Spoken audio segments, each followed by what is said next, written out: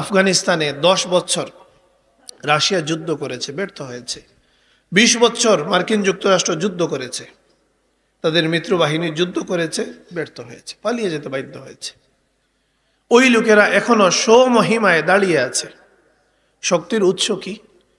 তাদের পরিধেয়, তাদের পরনে পাগড়ি, জুব্বা, সুন্নতি লেবাস, সুন্নতি কায়দায় চলাফেরা, হাজার হাজার কোটি কোটি মার্কিন ডলার, বিলিয়ন বিলিয়ন মার্কিন ডলার যে দেশে খরচ করা হয়েছে ওই দেশের সংস্কৃতিকে বিকৃত করার জন্য, দাড়ি কামানোর জন্য, মহিলাদের পর্দা সরানোর জন্য, পাগড়ি সরানোর জন্য, জুব্বা সরানোর জন্য, মহিলাদেরকে বেপর্দা করার জন্য যত ধরনের ব্যবস্থা নেওয়া যায় সব ধরনের ব্যবস্থা সেখানে নেওয়া হয়েছিল। কিন্তু ওই লোকেরা রাসূলুল্লাহর সুন্নাহকে দৃঢ়ভাবে আঁকড়ে ধরেছে। আল্লাহ পাক তাদেরকে স্বমহিমায় খাড়া রেখেছেন, তারা বিজয়ী বীর হিসেবে সমগ্র বিশ্বে পরিচিত হয়েছে। বুঝতে পারেন কিনা মুমিন জীবন কাফের জীবনের পার্থক্য? আপনারা অনেকে গিয়েছেন ফুলতুইদি সেলে সবে যান নাই? অনেকে গেছেন। মাগরিবের পরে বর্ষা বর্ষা জিকিরে বসছিলেন, অনেকে বসছেন। কেমন লাগে? এটা কি খুব ভালো লাগে নাকি খুব বিরক্ত লাগে? ভালো লাগে। যে ভালো লাগার ব্যাখ্যা, যে ভালো লাগার বর্ণনা মুখে প্রকাশ করা যাবে না। এমন একটা ভালো লাগার ফিলিং যেটা মুখে প্রকাশ করা যাবে না কেমন লেগেছে, কিন্তু এটা জান্নাতি একটা ফিলিং মনের মধ্যে, একটা উপলব্ধি মনের মধ্যে আসে। আল্লাহর জিকির, যে জিকির থেকে শয়তান আমাদেরকে সরিয়ে রাখতে চায়, যে জিকিরটা আমাদের কাছে সবসময় কঠিন মনে হয়, সেই আল্লাহর নামের জিকির যখন আপনি করেন আপনার অন্তরের মধ্যে প্রশান্তি লাভ হয়, আপনার কাছে আপনার বুধের মধ্যে এটা আসে যে এটা তৃপ্তিদায়ক, এটা ভালো লাগা। এই ভালো লাগা কাজ করে আমরা যখন আল্লাহওয়ালাদের সোহবতে যাই, আমরা যখন আল্লাহ রসুল সাল্লাল্লাহু আলাইহি ওয়াসাল্লামের জীবন আদর্শকে অনুসরণ করি, আল্লাহর গোলামের মধ্যে তখন তৃপ্তি লাভ হয়। এবং আমাদের জন্য সামগ্রিক কল্যাণ রয়েছে রসুল্লাহর জীবন আদর্শের অনুসরণে। অধ্যকার আয়োজিত মাহফিলের সম্মানিত সভাপতি, আমার সম্মুখে উপস্থিত হাজিরিন, মহান আল্লাহ পাকের দরবারে শুকরিয়া আদায় করছি, তিনি আমাদেরকে এমন একটি দিনী মজলিসে উপস্থিত হওয়ার তৌফিক দান করেছেন। আলহামদুলিল্লাহ। আমি আপনাদের সম্মুখে কোরআনে কারীমের একটি আয়াত তিলাওয়াত করেছি, তার আলোকে কিছু কথা বলার চেষ্টা করব। মা তৌফিক ইল্লা বিল্লাহ। আমরা পৃথিবীতে আল্লাহ পাক আমাদেরকে মানব জাতি হিসেবে প্রেরণ করেছেন, শ্রেষ্ঠত্বের মর্যাদা দিয়েছেন। উম্মতে মুহাম্মদী সকল উম্মতের উপর শ্রেষ্ঠত্বপ্রাপ্ত উম্মত। কোরআনে কারীমে আল্লাহ পাক ঘোষণা দিয়েছেন, কুনতুম খাইরা উম্মাহ, তোমরা সর্বোত্তম উম্মত। যুগে যুগে আল্লাহ পাক নবী রাসূলদেরকে প্রেরণ করেছেন মানব জাতিকে হেদায়েত দানের জন্য। শেষ নবী, শ্রেষ্ঠ নবী, নবী মুহাম্মদ রাসূলুল্লাহ সাল্লাল্লাহু আলাইহি ওয়াসাল্লামকে আল্লাহ পাক দুনিয়ায় প্রেরণ করেছেন সব ধরনের মর্যাদার দিক থেকে, সব দিক থেকে আল্লাহ পাক আল্লাহর সৃষ্টির মধ্যে সবচেয়ে বেশি মর্যাদা দান করেছেন তার প্রিয় হাবিব নবী মুহাম্মদ রাসূলুল্লাহ সাল্লাল্লাহু আলাইহি ওয়াসাল্লামকে। কিছুক্ষণ আগে যে কারি তিলাওয়াত করছিলেন তিনি বলছিলেন, ওয়া মিনাল লাইলি ফাতাহাজ্জাদ বিহি নাফিলাতান লাক আসা আন ইয়াবআসাকা রাব্বুকা মাকামান মাহমুদা। আল্লাহ পাক তার প্রিয় হাবিবকে এমনই মর্যাদা দান করেছেন যে দুনিয়ায় শ্রেষ্ঠত্বের মর্যাদা দিয়েছেন। আর আল্লাহ পাক কোরআনে কারীমের মধ্যে বলছেন, আসা আন ইয়াবআসাকা রাব্বুকা মাকামান মাহমুদা, চিরেই আপনার রব আপনাকে মাকামে মাহমুদ দান করবেন। কিয়ামতের ময়দানে আল্লাহ পাক তার প্রিয় হাবিবকে শ্রেষ্ঠত্ব দান করবেন। মানুষেরা যখন নফসি নফসি বলবে তখন আল্লাহ পাক তার প্রিয় হাবিবকে মর্যাদার আসন দান করবেন। সবাই আল্লাহ রাসূল সাল্লাল্লাহু আলাইহি ওয়াসাল্লামের প্রশংসা করবে। তো আমরা সেই নবীর উম্মত। আল্লাহ পাক মানব জাতিকে হেদায়েত দানের জন্য নবী রাসূলদেরকে প্রেরণ করেছেন। আমরা মুমিন মুসলমান যারা, তারা দুনিয়ার জীবনকে কেবল উপভোগের জীবন মনে করে না, বরং এমন জীবন গঠন করতে চায় যে জীবনের সাথে আখিরাতের সমন্বয় আছে। অর্থাৎ এমন দুনিয়াবি জীবন যে জীবনের সাথে আখিরাতের কল্যাণও রয়েছে, নাজাতও রয়েছে, জান্নাত লাভ করা যায়, এমন জীবনই আমাদের সবার কাছে কাঙ্ক্ষিত জীবন। আর এই জীবন গঠন করার জন্য আল্লাহ পাক দুনিয়ায় আমাদেরকে নমুনা দিয়েছেন তার প্রিয় হাবিবকে। আমরা যদি নবী মুহাম্মদুর রাসূলুল্লাহ সাল্লাল্লাহু আলাইহি সাল্লামের জীবন আদর্শকে সামনে রেখে সেই অনুপাতে আল্লাহ রসুলের পদাঙ্ক অনুসরণ করে আমাদের জীবন গঠন করতে পারি, তাহলে ওই জীবনই হবে শ্রেষ্ঠ জীবন, কল্যাণকর জীবন, মর্যাদাবান জীবন, বরকতময় জীবন, নূরান্বিত জীবন, যে জীবনের সাথে আখিরাতের সমন্বয় স্থাপন করা যাবে। এই জন্য আল্লাহ রসুল সাল্লাল্লাহু আলাইহি ওয়াসাল্লামের জীবন আদর্শকে আমরা অনুসরণ করতে হবে। আল্লাহ পাক কোরআনে কারীমের মধ্যে বলছেন, লাকাদ কানা লাকুম ফি রাসূলিল্লাহি উসওয়াতুন হাসানাহ, তোমাদের জন্য রাসূলুল্লাহর জীবনে রয়েছে সর্বোত্তম আদর্শ। রাসূলুল্লাহর জীবনে আমাদের জন্য সর্বোত্তম আদর্শ রয়েছে। আমরা আল্লাহর মাহবুব বান্দা হতে চাই, আল্লাহর প্রিয় বান্দা হতে চাই। আমরা যদি আল্লাহর প্রিয় হতে পারি তাহলে কি হবে? আল্লাহ রসুল সাল্লাল্লাহু আলাইহি সাল্লাম বলছেন, মানুষ ইবাদত বন্দেগী করতে করতে, গোলামি করতে করতে এমন এক পর্যায়ে পৌঁছে যে তার হাত আল্লাহর হাত হয়ে যায়, যে হাত দিয়ে সে ধরে। সুবহানাল্লাহ। তার পা আল্লাহর পা হয়ে যায়, যে পা দিয়ে সে চলে। তার চোখ আল্লাহর চোখ হয়ে যায়, যে চোখ দিয়ে সে দেখে। তার কান আল্লাহর কান হয়ে যায়, যে কান দিয়ে সে শুনে। তো আমরা যদি আল্লাহর মাহবুব বান্দা হয়ে যাই, তখন আল্লাহ পাক আমাদের অঙ্গ প্রত্যঙ্গ সবকিছুকে এমন নূরান্বিত করে দেন যে আল্লাহর সন্তুষ্টির বাইরে আমরা আমাদের জীবনও চিন্তা করতে পারি না। আমাদের রুচিটা আল্লাহর সন্তুষ্টির অনুকূলে হয়ে যায়, আমাদের জীবনটা তখন সহজ হয়ে যায়। ওই গোলামের জীবন, ইবাদত বন্দেগীর জীবনটা উপভোগ্য জীবন হয়ে যায়, আমাদের আল্লাহর সন্তুষ্টির জীবন হয়ে আমাদের সন্তুষ্টির হয়ে যায়। সুবহানাল্লাহ। বান্দার সন্তুষ্টি এবং আল্লাহর সন্তুষ্টি একটা পর্যায়ে একাকার হয়ে যায়। কোরআনে কারীমে আল্লাহ পাক বলছেন, ইয়া আইয়াতুহান নাফসুল মুতমাইন্নাহ ইরজিই ইলা রাব্বিকি রাদিয়াতাম মারদিয়াহ ফাদখুলি ফি ইবাদি ওয়াদখুলি জান্নাতি। আল্লাহ পাক আহ্বান করবেন, হে প্রশান্ত আত্মা, ইয়া আইয়াতুহান নাফসুল মুতমাইন্নাহ ইরজিই ইলা রাব্বিকি রাদিয়াতাম মারদিয়াহ, তোমার রবের কাছে তুমি প্রত্যাবর্তন করো এমন হালতে যে তোমার রব তোমার উপর সন্তুষ্ট আর তুমিও তোমার রবের উপর সন্তুষ্ট। ফাদখুলি ফি ইবাদি ওয়াদখুলি জান্নাতি, প্রবেশ করো আমার বান্দাদের দলে, প্রবেশ করো জান্নাতে। তো আল্লাহর সন্তুষ্টি বান্দার সন্তুষ্টি একাকার হয়ে যায় বান্দা যখন আল্লাহর নির্দেশিত পন্থায় জীবন পরিচালনা করে। আমরা আমাদের যে আলোচ্য আয়াত আল্লাহ পাক কোরআনে কারীমে ইরশাদ করছেন, কুল ইন কুনতুম তুহিব্বুনাল্লাহ, যদি তোমরা আল্লাহকে ভালোবাসতে চাও, ফাত্তাবিউনি, তবে হে রাসূল আপনি বলুন আমার জীবন আদর্শের অনুসরণ করো, আমার সুন্নাহের ইত্তেবা করো। ইউহিব্বুকুমুল্লাহ, স্বয়ং আল্লাহ তোমাদেরকে ভালোবাসবেন। রাসূলুল্লাহর জীবন আদর্শকে অনুসরণ করলে আল্লাহ আমাদেরকে ভালোবাসবেন, আমাদের জীবন নূরান্বিত হয়ে যাবে, আমাদের হাত পা চোখ কান সবকিছু নূরান্বিত হয়ে যাবে।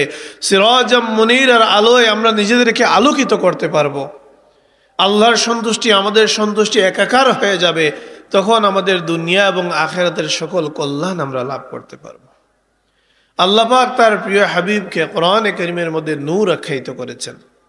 قد جاءكم من الله نور وكتاب مبين, আল্লাহর পক্ষ থেকে এসেছে নূর এবং সুস্পষ্ট কিতাব। আল্লাহ পাক তার প্রিয় হাবিবকে নূর আখ্যায়িত করেছেন।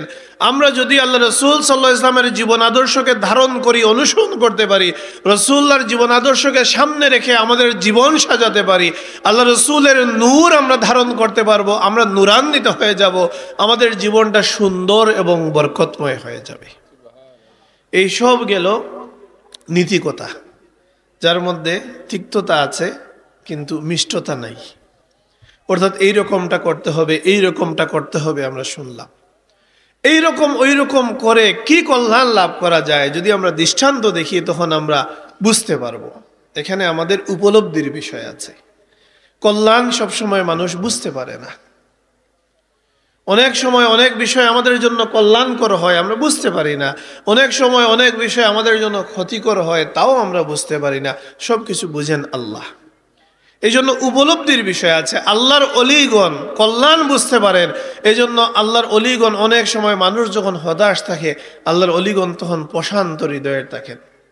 আর মানুষ যখন খুব হাসি খুশি মৌজ মাস্তির মধ্যে থাকে, আল্লাহর অলিগণ অনেক সময় চিন্তিত হয়ে যান, কারণ প্রকৃত কল্যাণ প্রকৃত ক্ষতি আমরা বুঝতে পারি না, আমাদের উপলব্ধির মধ্যে অনেক সময় এই বিষয়গুলো আসে না। এই জন্য আমরা আল্লাহ রসুলের জীবন আমাদের জীবন মিলিয়ে আমরা যদি আমাদের পারিপার্শ্বিক জীবন ঘনিষ্ঠ বিষয়গুলোকে আমরা মিলিয়ে দেখি, তখন আমরা বুঝতে পারবো কল্যাণ কোন পথে আসে। আল্লাহ রসুল সাল্লাল্লাহু আলাইহি সাল্লাম হিজরতের রাতে রসুল্লাহর ঘর পরিবেষ্টন করে রেখেছে কাফিরেরা। আল্লাহ রসুল ঘর থেকে বের হয়েছেন, কোরআন কারীমের আয়াত তিলাওয়াত করেছেন, وَجَعَلْنَا مِنْ بَيْنِ أَيْدِيهِمْ سَدًّا وَمِنْ خَلْفِهِمْ سَدًّا فَأَغْشَيْنَاهُمْ فَهُمْ لَا يُبْصِرُونَ। আল্লাহ তাদের সামনে দেয়াল দিয়ে দিয়েছেন, পিছনে দেয়াল দিয়ে দিয়েছেন, আবৃত করে দিয়েছেন, ফাহুম লা ইউবসিরুন, তারা দেখতে পায় না। কোরআনে কারীমের আয়াত তিলাওয়াত করে বালু ছিটিয়ে আল্লাহ রসুল প্রকাশ্যে তাদের সামনে দিয়ে চলে গিয়েছেন, তারা দেখতে পায়নি।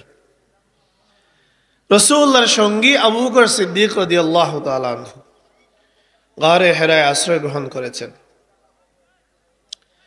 কাফিরেরা আল্লাহ রসুলের পায়ের চিহ্ন, সঙ্গীর পায়ের চিহ্ন ফলো করে করে একেবারে এত কাছে চলে এসেছে, গুহার উপরে চলে এসেছে। আবু বকর সিদ্দিক রাদিয়াল্লাহু তাআলা বলছেন, ইয়া রাসূলুল্লাহ, এরা যদি তাদের নিজের পায়ের দিকে তাকায় তারা তো আমাদেরকে দেখে ফেলবে। যদি নিজের পায়ের দিকে তাকায় তারা আমাদেরকে দেখে ফেলবে। আল্লাহ রসুল বলছেন, ইয়া আবু বকর মা যন্নুকা বিইসনাইন আল্লাহু সালিসুহুমা, হে আবু বকর, ওই দুইজনের জন্য তুমি কিসের চিন্তা করছো যাদের সাথে তৃতীয় জন স্বয়ং আল্লাহ আছেন? বুঝতে পেরেছেন কিনা? ওই দুইজনের জন্য তুমি কিসের চিন্তা করো যাদের সাথে তৃতীয় জন স্বয়ং আল্লাহ আছেন। কোরআনে কারীমে আল্লাহ পাক ইরশাদ করছেন, লা তাহজান ইন্নাল্লাহা মা'ানা ওয়া ইযা ক্বালা লিসাহিবিহি, যখন তিনি তার সঙ্গীকে বললেন লা তাহজান, হতাশ হয় না, নিরাশ হয় না, ইন্নাল্লাহা মা'ানা, নিশ্চয়ই আল্লাহ আমাদের সাথে আছেন। এটা উপলব্ধির বিষয়, একেবারে মৃত্যু মুখোমুখি কাছে চলে এসেছে, তাকালে দেখতে পাবে। রাসূলুল্লাহ বলছেন, হে আবু বকর, ওই দুইজনের জন্য কিসের চিন্তা যাদের সাথে তৃতীয় জন স্বয়ং আল্লাহ আছেন। এটা হচ্ছে মুমিন জীবনের শিক্ষা। এখন আসেন কাফিরদের হালত কেমন। আমাদের এই জনবহুল বাংলাদেশ, 18 কোটি, 20 কোটি, 16 কোটি, বিভিন্ন সংখ্যা বলা হয়, সংখ্যার মানুষের বসবাস। এই দেশে পাগলাগারদের সংখ্যা কয়টা জানেন কিনা? একটা। পাবনায় আছে একটা মাত্র, পাবনার যে কি হেমায়েতপুর, একটা মাত্র পাগলাগারদ আছে বাংলাদেশে। আমরা যাদেরকে অন্ধ অনুসরণ করি, যাদেরকে আমরা উন্নত জ্ঞান করি, যাদেরকে আমরা সভ্য ভদ্র মনে করি, যে জীবন লাভ করার জন্য 7 সমুদ্র 13 নদী পাড়ি দিয়ে পাহাড় নদী ডিঙ্গে চলে যেতে পারলে আমরা আমাদের জীবনের জন্য চরম প্রাপ্তি মনে করি, সেই যে পশ্চিমা বিশ্ব, সেই পশ্চিমা বিশ্বের মার্কিন যুক্তরাষ্ট্র যারা সবচেয়ে আধুনিক, মার্কিন যুক্তরাষ্ট্রের নিউ ইয়র্ক সিটিতে আজ থেকে প্রায় 15-20 বছর আগের তথ্য বলছি, নিউ ইয়র্ক সিটিতে পাগলাগারদের সংখ্যা হচ্ছে 100-র চেয়ে বেশি। বুঝতে পারছেন কিনা? কয়টা? 100-র চেয়ে বেশি। আজ থেকে প্রায় 15-20 বছর আগের তথ্য, 100-র উপরে পাগলাগারদের সংখ্যা। আমাদের দেশে একটা, আমেরিকার নিউ ইয়র্ক সিটিতে 100টা। পার্থক্যটা কোথায়? ওইখানে পাগলাগারদ এত বেশি কেন? এখন আসেন স্টাডিতে আসেন। স্টাডি কি বলে? স্টাডি বলছে ওই দেশের মানুষেরা যখন তাদের ব্যবসা হারিয়ে ফেলে, তার স্ত্রী যখন তাকে ছেড়ে চলে যায়, তার জীবন সঙ্গী যখন তার সাথে বিশ্বাসঘাতকতা করে, যেগুলো সেখানে নিত্য নৈমিত্তিক ব্যাপার, সবাই সবার সাথে বিশ্বাসঘাতকতা করে, সেখানে সম্পর্কগুলো খুব ভঙ্গুর, সেখানে সম্পর্কগুলো কেবলমাত্র কিছু চাহিদার ভিত্তিতে হয়, সেখানে কোনো ডিপ কোনো কমিটমেন্ট থাকে না, স্থায়ী কোনো কমিটমেন্ট সেখানে থাকে না, খুব ভঙ্গুর। তো জীবন সঙ্গী সঙ্গিনী যখন ছেড়ে চলে যায়, এইরকম যখন কোনো বিশেষ বিপদ আসে, তারা নিজের শরীর কামড়াতে থাকে, আফসোস করতে থাকে, আর বলতে থাকে, হায় আমি যদি গতকালকে, আমি যদি গত মাসে, আমি যদি গতদিন ওই কাজটা না করতাম, তাহলে এই বিষয়টা হতো না, ওই কাজটা আমি করলাম কেন? সে তার অতীতকে পরিবর্তন করতে চায়, যেটা কোনোভাবেই সম্ভব নয়। নিজের শরীরে কামড়াতে তাকে অতীত পরিবর্তন করতে চায়, যেটা কোনোভাবেই সম্ভব নয়। এই জন্য পরিণতিতে পাগল হওয়া ছাড়া আর কোনো রাস্তা খোলা থাকে না। বুঝতে পারছেন কিনা? পাগল হওয়া ছাড়া আর কোনো রাস্তা খোলা থাকে না। যার ফলশ্রুতিতে নিউ ইয়র্ক সিটিতে 100টার উপরে পাগলা গারদ। মুমিন যখন বিপদগ্রস্ত হয়, লা তাহজান ইন্নাল্লাহা মা'ানা, কঠিন থেকে কঠিন বিপদে মুমিন যখন তার সর্বস্ব হারিয়ে ফেলে, তখনও তার অন্তরের মধ্যে একটা বুঝ জাগ্রত থাকে, আল্লাহ আমার সাথে আছেন। পুরো পৃথিবী যদি আমাকে ত্যাগ করে, আল্লাহ আমার সাথে আছেন। আমাদের বর্তমান চলমান যে মহা সংকট, ফিলিস্তিন একটা ক্ষুদ্র জায়গা, এই জায়গায় চতুর্দিক থেকে তাদেরকে অবরুদ্ধ করে রাখা হয়েছে। কোনো ধরনের খাবার দাবার কোনো কিছুর পর্যাপ্ত ব্যবস্থা নাই। সেই অবরুদ্ধ ফিলিস্তিন নগরীতে প্রত্যেক মানুষ প্রত্যেক দিন ঘুম থেকে উঠেই জিহাদে লিপ্ত হতে হয়। ঘুম থেকে উঠে শব্দটা বললে বিলাসী হয়ে যাবে, কখনো ঘুমানোর সুযোগ তো থাকে না। সবসময় তারা বোমা, গুলি, ট্যাঙ্ক, সৈনিক, দুশ্মন এগুলো দেখেই তাদের জীবন শুরু হয়, জীবন শেষ হয়। সেই জায়গায় ফিলিস্তিনের মুসলমানেরা আত্মহত্যা করে এরকম কোনো পরিসংখ্যান বা বিশেষ কোনো সংখ্যায় আত্মহত্যা করে কোনো পরিসংখ্যান আমরা জানি না। সমগ্র বিশ্ব তাদেরকে ত্যাগ করেছে সত্যিকার অর্থে। তাদের কোনো সহযোগিতা করার মতো কোনো প্রতিবেশী রাষ্ট্র নাই, কেউ তাদেরকে সহযোগিতা করছে না। বেঈমান একটা রাষ্ট্র, তাদের সাথে বর্ডারিং একটা রাষ্ট্র আছে মিশর। যখনই ইসরায়েল তাদের উপর আক্রমণ করেছে, মিশর তার সীমানা সিলগালা করে দিয়েছে, এক ফোঁটা পানিও যাতে এদিকে ঢুকতে না পারে। এই কঠিন মুসিবতের সময়ও ফিলিস্তিনের মানুষ হা হুতাশা করে আত্মহত্যা করে ফেলছে, এরকম কোনো চিত্র আমরা দেখতে পাচ্ছি না। বরং বীর বিক্রমে তারা জিহাদ চালিয়ে যাচ্ছে। তাদের শক্তির উৎস কোথায়? আমরা ভিডিও দেখলাম, হাতে বোমা, বোমা কিন্তু হাতে নেওয়ার জিনিস নয়, হাতে বোমা, বারুদ হাতে। পৃথিবীর সবচেয়ে আধুনিক ট্যাঙ্কের নিচে নিয়ে ওই বারুদ তারা রেখে আসছে। আর তাদের জবানে কোরআনে কারীমের আয়াত, ওয়াজআলনা মিন বাইনি আইদিহিম সাদ্দাও ওয়া মিন খালফিহিম সাদ্দাও ফাগাশাইনাহুম ফাহুম লা ইউবসিরুন। আল্লাহ তাদের সামনে পিছনে দেয়াল নির্মাণ করে দিয়েছেন, আবৃত করে দিয়েছেন, তারা দেখতে পায় না। কোরআনে কারীমের আয়াত তিলাওয়াত করে আমরা ভিডিও দেখেছি, তারা বোমা রেখে আসছে ট্যাঙ্কের নিচে। দুশ্মন তাদেরকে দেখতে পাচ্ছে না, ট্যাঙ্কগুলো উড়িয়ে দিচ্ছে। তারা বীর বিক্রমে জিহাদ চালিয়ে যাচ্ছে।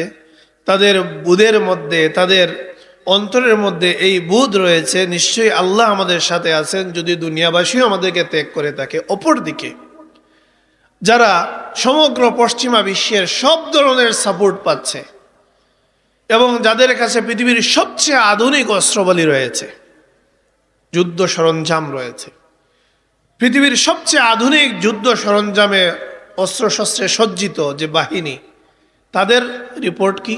প্রত্যেক দিন বহু সংখ্যক সৈনিক, ইসরায়েলি সৈনিক আত্মহত্যা করছে। ইসরায়েলের ডিপ্রেশন সেন্টারগুলোতে প্রত্যেক দিন সৈনিকদেরকে ভর্তি করা হচ্ছে তাদের মনোবল বৃদ্ধি করার জন্য। তাদের মনোবল ভেঙে যাচ্ছে, তারা আত্মহত্যা করছে, মানসিকভাবে তারা বিকারগ্রস্ত হয়ে যাচ্ছে, পাগল হয়ে যাচ্ছে। সামনের দিকে নরক দেখতে পাচ্ছে, পিছনের দিকে নরক দেখতে পাচ্ছে। মুমিন জীবন এবং কাফির জীবনের পার্থক্য বুঝতে পারেন কিনা? আফগানিস্তানে 10 বছর রাশিয়া যুদ্ধ করেছে, ব্যর্থ হয়েছে। 20 বছর মার্কিন যুক্তরাষ্ট্র যুদ্ধ করেছে, তাদের মিত্রবাহিনী যুদ্ধ করেছে, ব্যর্থ হয়েছে, পালিয়ে যেতে বাধ্য হয়েছে। ওই লোকেরা এখনো স্বমহিমায় দাঁড়িয়ে আছে। শক্তির উৎস কি? তাদের পরিধেয়, তাদের পরনে পাগড়ি, জুব্বা, সুন্নতি লেবাস, সুন্নতি কায়দায় চলাফেরা, হাজার হাজার কোটি কোটি মার্কিন ডলার, বিলিয়ন বিলিয়ন মার্কিন ডলার যে দেশে খরচ করা হয়েছে ওই দেশের সংস্কৃতিকে বিকৃত করার জন্য, দাড়ি কামানোর জন্য, মহিলাদের পর্দা সরানোর জন্য, পাগড়ি সরানোর জন্য, জুব্বা সরানোর জন্য, মহিলাদেরকে বেপর্দা করার জন্য যত ধরনের ব্যবস্থা নেওয়া যায় সব ধরনের ব্যবস্থা সেখানে নেওয়া হয়েছিল। কিন্তু ওই লোকেরা রাসূলুল্লাহর সুন্নাহকে দৃঢ়ভাবে আঁকড়ে ধরেছে। আল্লাহ পাক তাদেরকে স্বমহিমায় খাড়া রেখেছেন, তারা বিজয়ী বীর হিসেবে সমগ্র বিশ্বে পরিচিত হয়েছে। বুঝতে পারেন কিনা? মুমিন জীবন কাফের জীবনের পার্থক্য। আমাদের জীবনের সমস্যা কোথায়? আমাদের জীবনের সমস্যা হচ্ছে আমাদের তরুণেরা, আমাদের যুবকেরা অতি মাত্রায় বিধর্মীয় সংস্কৃতির প্রতি আকৃষ্ট, বিধর্মীয় সভ্যতার অনুকরণ, অন্ধ অনুকরণ আমাদের সমাজের মধ্যে চলমান। আমরা চুল কাটি তো পশ্চিমা বিশ্বের অনুকরণে, কাপড় পরি তো পশ্চিমা বিশ্বের অনুকরণে, প্যান্টটা ঘন্টার নিচে পড়তে রাসূলুল্লাহ নিষেধ করেছেন, হারাম, জাহান্নামে যাবে। তারপরে যেন মনে হয় ঘন্টার নিচে প্যান্ট না পড়লে যেন আমাদের ষোলকলা পূর্ণ হই না, মাথায় টুপি দিতে যেন আমাদের খুব লজ্জা হয়, দাড়ি রাখতে যেন আমাদের খুব লজ্জা হয়। এরকম একটা সংস্কৃতি আমরা গড়ে তুলছি। তাতে কি হবে? কাফিরের মতো লাঞ্ছনার জীবন ছাড়া আর কোনো কিছু আমাদের পাওনা থাকবে না। অপরদিকে আমরা যদি আল্লাহ রসুলের জীবন আদর্শকে ধারণ করি, এটা বললাম কেবলমাত্র হতাশা এবং আশার বিষয়ে কথা বললাম। আমাদের জীবনের প্রতিটি ক্ষেত্রে আমরা যদি আল্লাহ রসুলের সুন্নাহকে প্রাধান্য দিই, খাওয়া দাওয়া, আচার ব্যবহার, চলাফেরা, কাপড় চোপড়, সর্বক্ষেত্রে যদি রসুল্লাহর জীবন আদর্শ, আল্লাহ রসুল সাল্লাল্লাহু আলাইহি সাল্লামের সুন্নাহকে আমরা প্রাধান্য দিই, আমরা এমন জীবনই গঠন করতে পারবো যে জীবনের মধ্যে আল্লাহর প্রিয় হওয়ার খোরাক রয়েছে, যে জীবনের মধ্যে জান্নাতে যাওয়ার মাধ্যম যে জীবন হবে, সেই জীবনটা আমরা গঠন করতে পারবো। আল্লাহ কোরআনে কারীমের মধ্যে বলছেন, আল্লাহ রসুলের জীবন আদর্শ অনুসরণ করলে আমরা আল্লাহর মাহবুব হতে পারবো, আল্লাহর প্রিয় বান্দা হতে পারবো। এই জন্য আল্লাহর প্রিয় বান্দা হওয়ার মাধ্যম হচ্ছে রাসূলুল্লাহ সাল্লাল্লাহু আলাইহি ওয়াসাল্লামের জীবন আদর্শের অনুসরণ। সাহাবা একরাম আল্লাহ রসুলের জীবনকে অনুসরণ করতেন।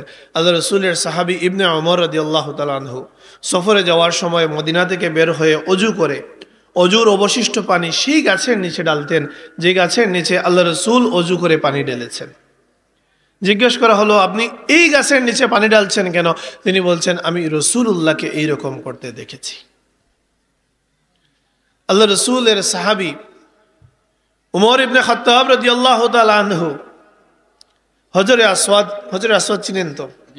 হজরে আসওয়াদ সামনে দাঁড়িয়ে বলছেন, হে পাথর, তুমি একটা পাথর, তোমার কোনো মূল্য নাই, কিন্তু আমি তোমাকে চুমা দেই, সম্মান করি, কারণ আল্লাহ রসুল তোমাকে চুমা দিয়েছেন। অন্যথায় তুমি এক সাধারণ পাথর ছিলে, তোমার কোনো মূল্য ছিল না। রাসূলুল্লাহকে চুমা দিতে দেখেছি, এই জন্য তুমি মর্যাদাবান। সাহাবা একরাম আল্লাহ রসুলের আচরণ, আল্লাহ রসুল সাল্লাল্লাহু আলাইহি ওয়াসাল্লামের জীবন আদর্শকে এইভাবে ধারণ করতেন। আল্লাহ দুনিয়ায় তাদেরকে শ্রেষ্ঠত্বের মর্যাদা দিয়েছেন। আমরা যদি রসুল আর জীবন আদর্শকে সামনে রেখে আমাদের জীবন সাজাই, আমাদের কষ্ট হবে না, শুধুমাত্র উপলব্ধির বিষয়। আমরা নিজেরা উপলব্ধি করতে পারবো যে আমাদের দুনিয়ার জীবনটাও তৃপ্তিময়, কল্যাণময়, কারণ আল্লাহর গোলামের মধ্যেও স্বাদ রয়েছে, আছে না? জিকিরের মধ্যে আলা বিজিক্রিল্লাহি তাতমাইন্নুল কুলুব, জেনে রাখো আল্লাহর জিকির অন্তরসমূহকে প্রশান্তি দান করে। আপনারা অনেকে গিয়েছেন ফুলতুইদি সেলে, সবে যান নাই? অনেকে গেছেন। মাগরিবের পরে বর্ষার সাথে জিকিরে বসছিলেন? অনেকে বসছেন। কেমন লাগে? এটা কি খুব ভালো লাগে নাকি খুব বিরক্ত লাগে? ভালো লাগে। যে ভালো লাগার ব্যাখ্যা, যে ভালো লাগার বর্ণনা মুখে প্রকাশ করা যাবে না, এমন একটা ভালো লাগার ফিলিং যেটা মুখে প্রকাশ করা যাবে না কেমন লেগেছে, কিন্তু এটা জান্নাতি একটা ফিলিং মনের মধ্যে, একটা উপলব্ধি মনের মধ্যে আসে। আল্লাহর জিকির, যে জিকির থেকে শয়তান আমাদেরকে সরিয়ে রাখতে চায়, যে জিকিরটা আমাদের কাছে সবসময় কঠিন মনে হয়, সেই আল্লাহর নামের জিকির যখন আপনি করেন, আপনার অন্তরের মধ্যে প্রশান্তি লাভ হয়, আপনার কাছে, আপনার বুধের মধ্যে এটা আসে যে এটা তৃপ্তিদায়ক, এটা ভালো লাগা। এই ভালো লাগা কাজ করে আমরা যখন আল্লাহওয়ালাদের সোহবতে যাই, আমরা যখন আল্লাহ রসুল সাল্লাল্লাহু আলাইহি ওয়াসাল্লামের জীবন আদর্শকে অনুসরণ করি, আল্লাহর গোলামের মধ্যে তখন তৃপ্তি লাভ হয়। এবং আমাদের জন্য সামগ্রিক কল্যাণ রয়েছে রসুল্লাহর জীবন আদর্শের অনুসরণে। রসুল্লাহ আমাদেরকে শিখিয়ে দিয়েছেন, মানুষের সাথে সাক্ষাৎ হলে আমরা কি করব? সালাম দিব। আমরা যখন মানুষকে সালাম দিব, সাক্ষাতের সময় সালাম দিব, মানুষের সাথে মুসাফা করব, মানুষের সাথে হাসি মুখে কথা বলবো, রাসূলুল্লাহর সুন্নত। এতে কি হবে? কল্যাণ কার হবে? আমাদেরই হবে। আমাদের ব্যক্তিত্ব সৃষ্টি হবে, আমাদের ইজ্জত বৃদ্ধি পাবে, আমাদের দুশ্মনী দূর হবে। কোনো দুশ্মনকে যদি আপনি হাসি মুখে সালাম দেন, তার মনের মধ্যে আপনার প্রতি একটা দুর্বলতা সৃষ্টি হয়ে যাবে। আল্লাহ রসুলের সুন্নাহের মধ্যে কল্যাণ রয়েছে। আল্লাহ রসুল বলছেন, যার মধ্যে 3টা গুণ রয়েছে, আল্লাহ পাক তার হিসাবকে সহজ করে দিবেন এবং আপন গুণে আল্লাহ পাক তাকে জান্নাত দান করবেন।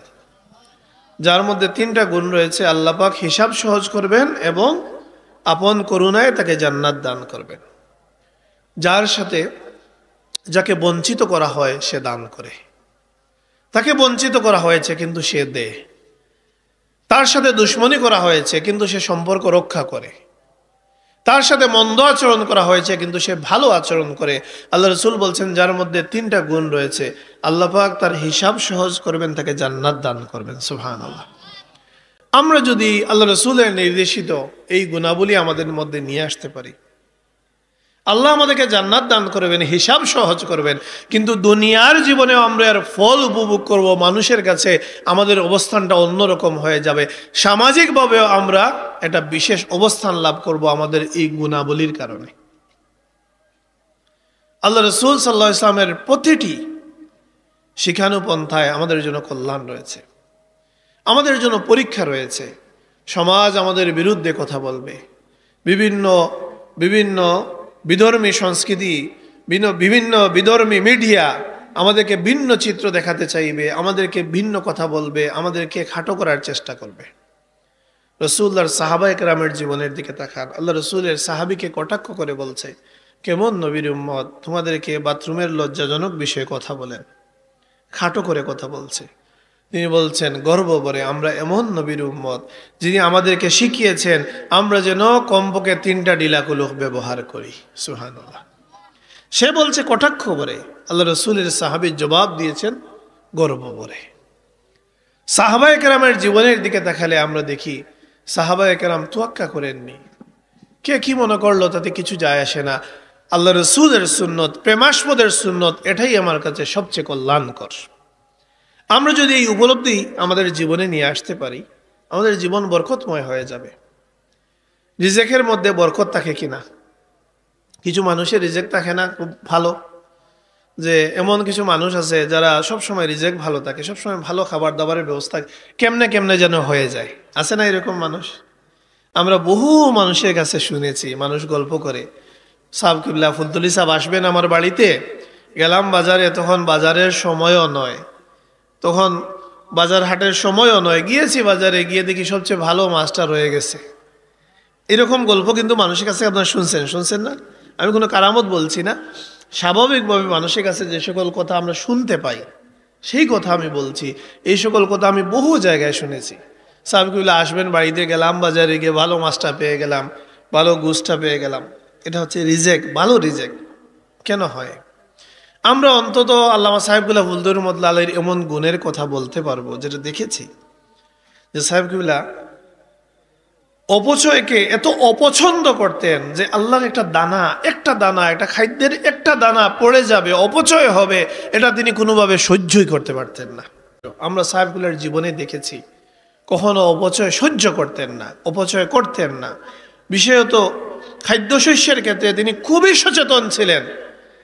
তো আমি মিলিয়ে দেখেছি, নিজে মিলিয়ে দেখেছি, মানুষ যে বলে সাহেবগুল্লাহর জন্য এরকম যে জায়গায় যান এরকম ব্যবস্থা হয়ে যেত, এটা ওইটা, আমি মিলিয়ে দেখেছি। তিনি যে তার জীবনে আল্লাহ রসুলের সুন্নাহের ইত্তেবা করেছেন, গুরুত্ব দিয়েছেন, আল্লাহ পাক তার রিজিকের মধ্যে বরকত দান করেছেন। এবং আলহামদুলিল্লাহ আল্লাহ পাক আমাদেরকে ভালো খাওয়াচ্ছেন। তো মানুষ যখন কোনো ভালো কাজ করে, আল্লাহ পাক কেবল তাকে প্রতিদান দেন না, তার বংশধরদেরকে ওর প্রতিদান দেন। কোরআনে কারিমে দলিল রয়েছে, 2জন ইয়াতীম যাদের সন্তান ছিল, যাদের সম্পদ ছিল এটা দেয়ালের নিচে। খিজির আলাইহিস সালাম এবং মুসা আলাইহিস সালাম গিয়েছিলেন একসাথে, একটা লম্বা গল্প আপনারা জানেন। এটা দেয়াল হেলে পড়েছে, আর ওই গ্রামে গিয়ে খিজির আলাইহিস সালাম বলছেন আমাদেরকে মেহমানদারির ব্যবস্থা করো, আমরা ক্লান্ত, খাবার দাবার দাও, মেহমানদারি করো, থাকার ব্যবস্থা দাও। তারা বলছে না, মেহমানদারি তা গ্রহণ করেনি। ওই গ্রামেরই একটা দেয়াল হেলে পড়ছিল, খিজির আলাইহিস সালাম দেয়ালটাকে নির্মাণ করে দিলেন সুন্দর করে। মুসা আলাইহিস সালাম বললেন বুঝতে পারলাম না, এটা কেমন কথা? এই লোকেরা আমাদের উপকার করলো না, আর তার দেয়ালটা ওই গ্রামেরই দেয়াল, ভাঙ্গা দেয়াল আপনি নির্মাণ করে দেন। আপনি চাইলে তো বিনিময় চাইতে পারতেন যে তোমাদের এই দেয়াল আমি কি করব, সংস্কার করে দিব, বিনিময়ে তোমরা আমাদেরকে মেহমানদারি গ্রহণ করতে হবে, তাও তো পারতেন।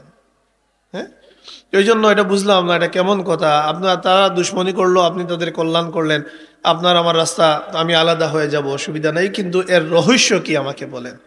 কোরআনের ঘটনা। তখন খিজি আলাইহিস সালাম বলছেন, আমি যা কিছু করেছি আল্লাহর নির্দেশিত হয়ে।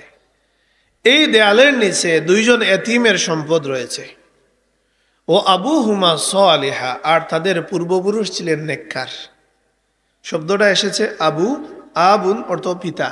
মুফাসসিরিন বলছেন পিতা নয়, কারণ আরবি রীতি হচ্ছে আবুন শব্দ দিয়ে পিতা, দাদা বা পূর্বপুরুষ যে কোনো উপরের পুরুষকেও বোঝায়। এই জন্য মুফাসসিরিন বলছেন তাদের পূর্বস্তরের কোনো এক পুরুষ ছিলেন নেককার।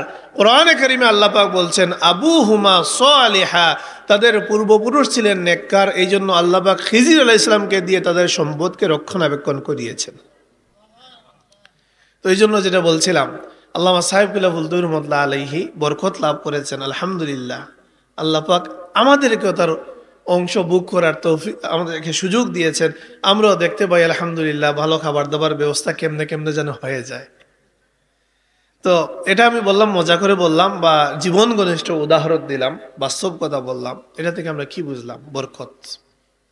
আমরা যদি রাসূলুল্লাহর জীবন আদর্শ অনুসরণ করি, আমাদের নিজেদেরই কল্যাণ রয়েছে, আমাদের জীবনে আমরা বরকত লাভ করব। বরকতটা কি? বুখারী শরীফের হাদিস, ঘুমাতে যাওয়ার আগে খুব উত্তমভাবে অজু করে ঘুমাতে যাওয়া। তো আমার এর মধ্যে অলসতা ছিল, কারণ যখন চোখে ঘুম চলে আসে, এখন যদি আমি মুখে পানির জাপটা দিই আমার তো ঘুম চলে যাবে।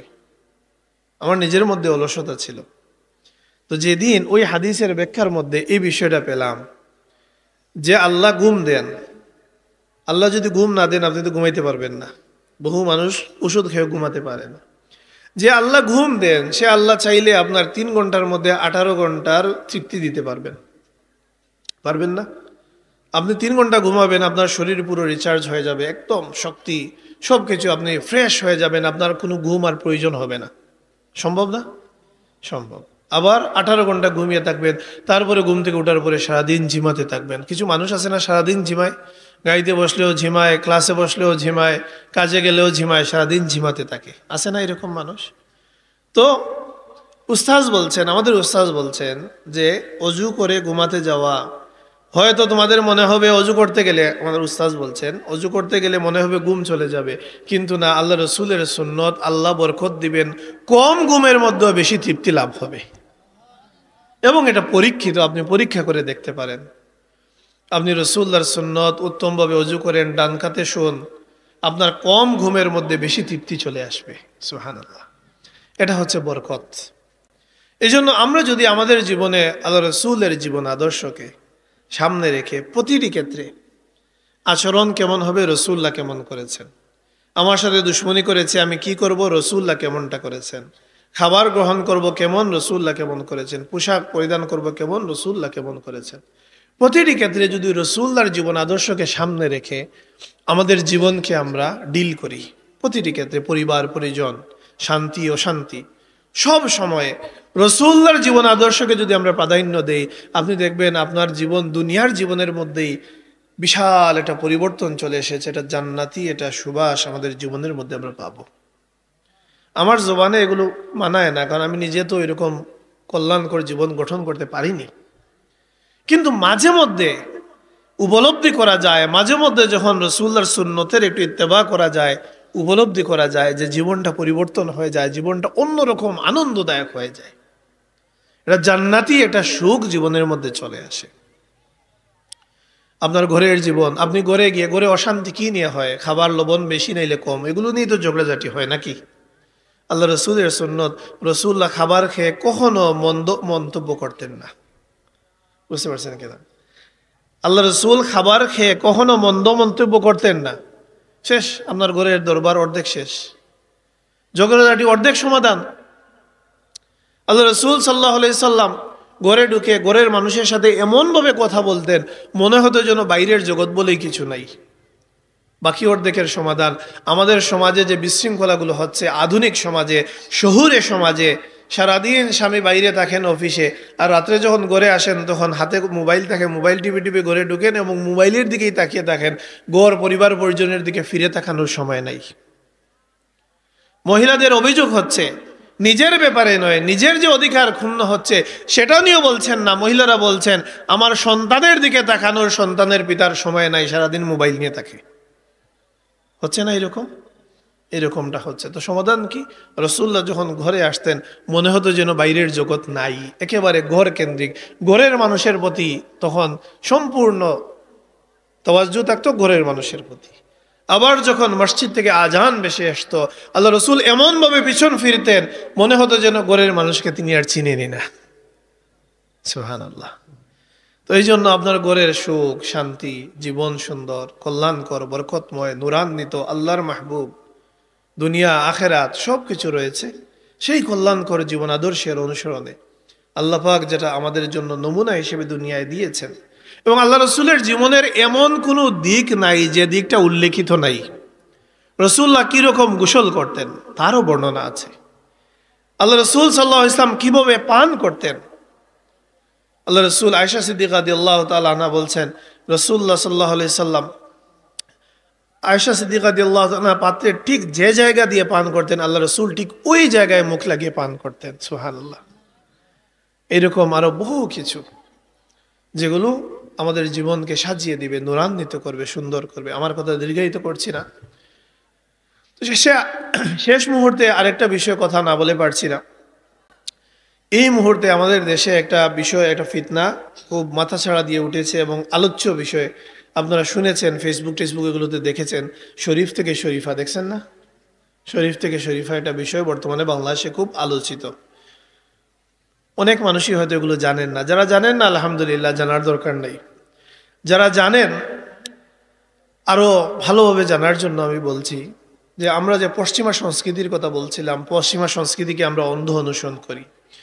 পশ্চিমা সংস্কৃতি যে কত কলুষিত সেটা আমার আলোচ্য বিষয় নয়, আমি বলছি না। একটা উদাহরণ দিচ্ছি, এবং আমাদের বাংলাদেশে এই মুহূর্তে যে বিষয়টা নিয়ে ব্যাপক আলোচনা হচ্ছে সেই বিষয়টা নিয়ে বলছি। পশ্চিমা সংস্কৃতিতে একটা বিষয়কে লিগ্যালাইজ করা হয়েছে বিভিন্ন সময়ে। বর্তমানে পশ্চিমা বিশ্বের প্রায় সকল দেশে আইন করে এটাকে বৈধ ঘোষণা করা হয়েছে।